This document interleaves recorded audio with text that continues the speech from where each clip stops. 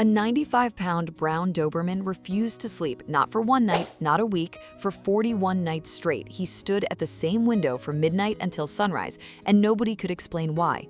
3 trainers said he was broken, a vet said it was anxiety. The shelter had warned the woman who adopted him that he might never settle, so she did the only thing she could think of. She set up a camera in her living room, and what that camera caught at exactly 3 a.m. did not just explain everything, it saved her life. Hannah Brooks was 29 years old, and she had come to Sacramento, California to disappear for a while.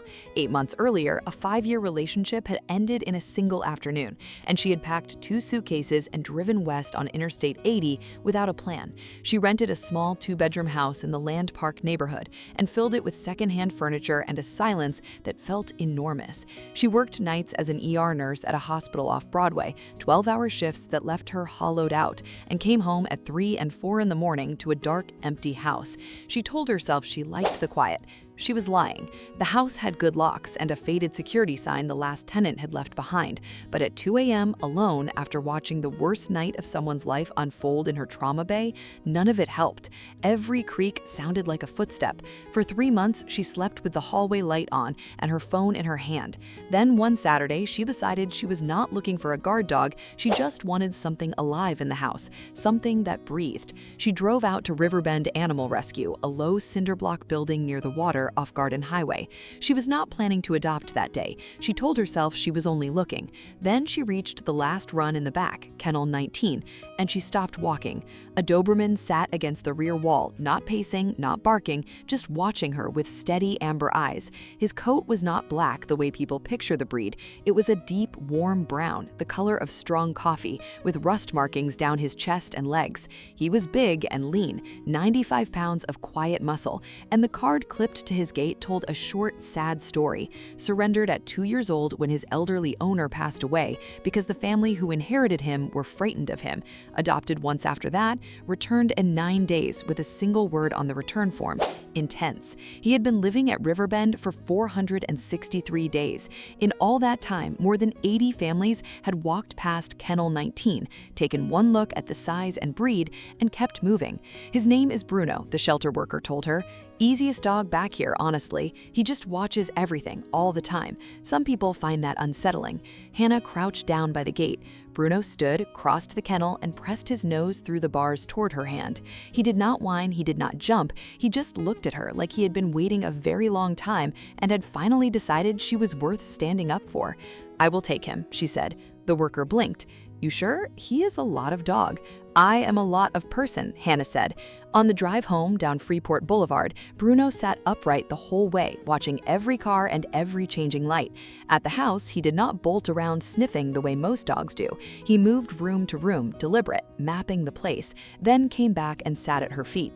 That first night, Hannah learned that Bruno did not sleep. She made him a thick bed in the corner of her bedroom, turned off the light, and within 2 minutes heard the soft click of his nails on the hardwood. He walked to the window, sat facing the street, and stayed there. Still, alert, ears up.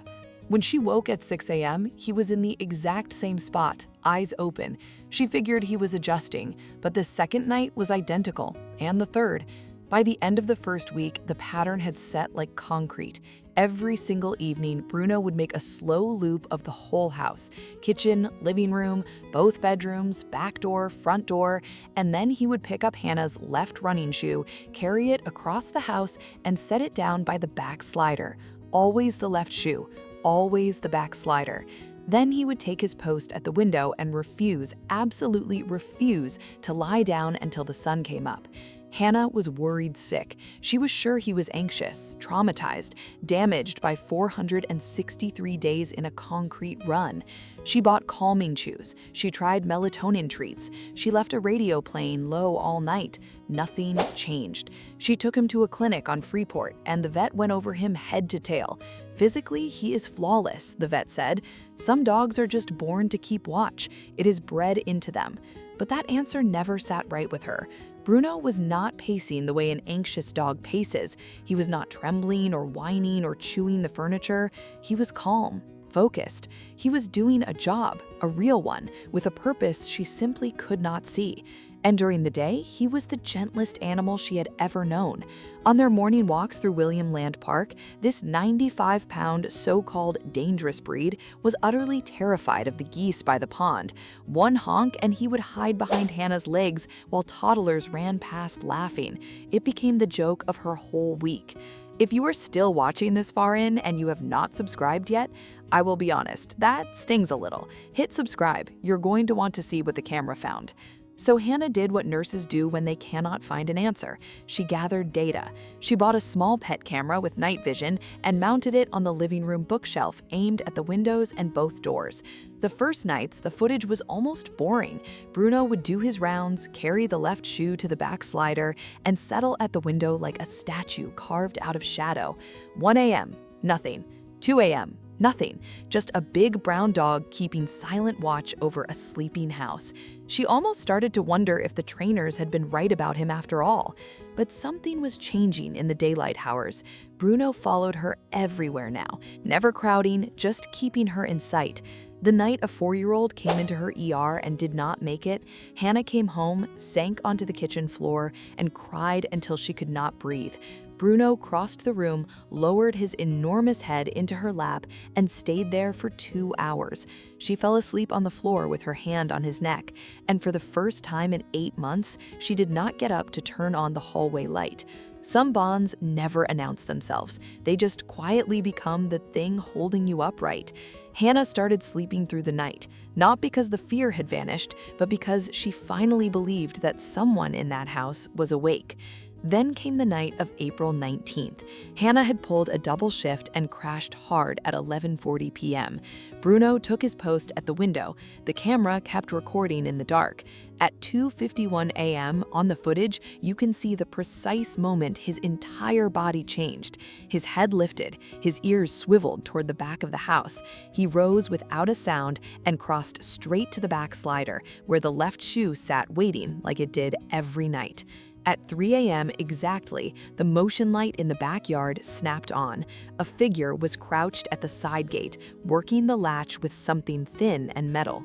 Hood up, slow, the way a person moves when they have done this before.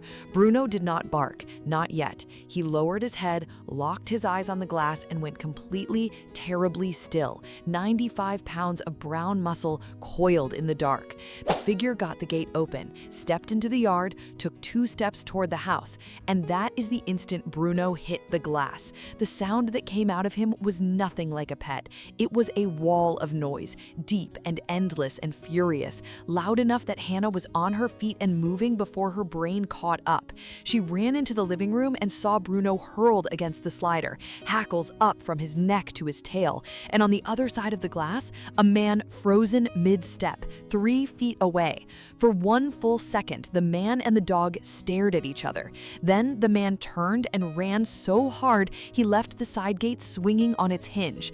Hannah called 911 with shaking hands. Sacramento police arrived in 11 minutes. They found fresh pry marks gouged into the side gate latch and a flathead screwdriver dropped in the flower bed. 2 other homes on that block had been broken into that month, both at night while the residents slept inside. One officer watched Bruno, now sitting calmly at Hannah's feet as if nothing had happened, and shook his head. "Ma'am," he said, "I do not know where you got this dog, but he is worth 10 of any alarm system I have ever seen." And standing there at 3:30 in the morning, Hannah finally understood all of it. Bruno had never been broken. He had never been anxious. For 41 nights, he had been telling her the truth the only way he knew how. The left shoe by the back door, the endless watch at the window, the refusal to sleep. He had studied the house, found the most likely way in, and stationed himself there every single night, waiting for the threat he somehow already knew was coming. The dog 3 families called too intense, the dog more than 80 people walked straight past, the dog 1 stranger dismissed with a single cold word on a form, had been standing guard over a woman who never even realized she needed guarding. If a story like this makes you believe a second chance is worth taking, then it found exactly the right person tonight. Today, Bruno is 4 years old. He still does not sleep through the night, and Hannah has long since tried to make him. She understands now that his watch was never a flaw to fix. It was the whole point of him. He still makes his evening rounds. He still carries her left running shoe to the back door every night. And now she just scratches his ears, says thank you, and leaves it where he put it. The hallway light stays off these days. The house does not feel enormous anymore. He is still terrified of the geese at the park. So here is what Bruno taught her. When a dog will not rest, when he stares at a door, when he refuses to settle no matter what you try, do not be so quick to call him broken. Maybe he is listening to something you cannot hear yet. Maybe he has already decided that keeping you safe is the entire reason he exists. And if you are ever in front of a kennel looking at some big, serious dog the world has given up on, do yourself a favor and look a little longer. Sometimes the ones labeled too intense are just loyal hearts with nowhere left to put it. So tell me, was Bruno keeping watch out of pure instinct, or did he choose Hannah the very moment she chose him? Drop your answer in the comments. And if you have ever been protected by a dog that nobody else believed in, tell me their story below. Someone scrolling tonight needs to read it.